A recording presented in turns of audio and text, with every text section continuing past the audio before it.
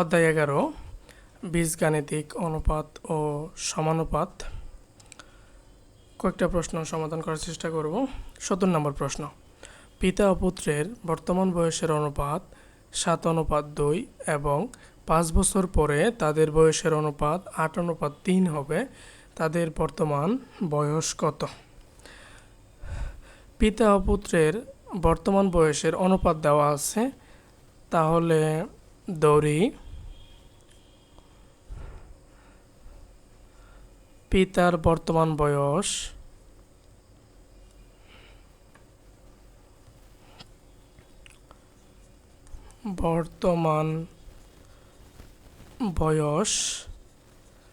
Equal 7x বছর, পুত্রের বর্তমান বয়স ইকুয়াল 2x বছর।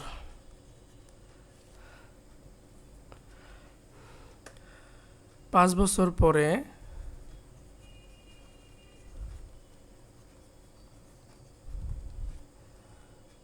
পিতার বয়স হবে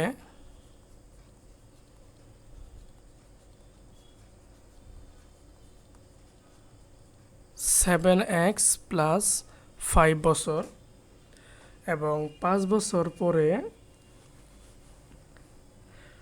পুত্রের বয়স হবে 5 বছর পরে পুত্রের বয়স হবে 2x + 5 বছর। এই যে বয়স তাদের, এবং এটার অনুপাত দেওয়া আছে 8:3। তাহলে শর্ত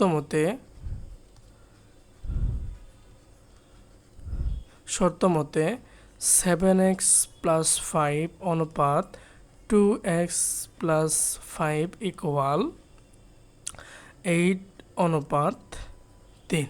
ঠিক আছে, তাহলে অনুপাতকে ভাগ আকারে লেখা যাবে 7x + 5 divided by 2x + 5 equal 8/3। আর গুণ করি, 3 সাথে 21x + 15 ইকুয়াল 16x + 40, বা এই পাশে 16 চলে আসলে হবে 5x ইকুয়াল 40 থেকে 15 বাদ দিলে হবে 25। অতএব x ইকুয়াল 5। ঠিক আছে, এখন বলছে তাদের বর্তমান বয়স কত। পিতার বর্তমান বয়স হবে 7 × 5 ইকুয়াল 35 বছর এবং পুত্রের হবে 5 × 2 ইকুয়াল 10 বছর।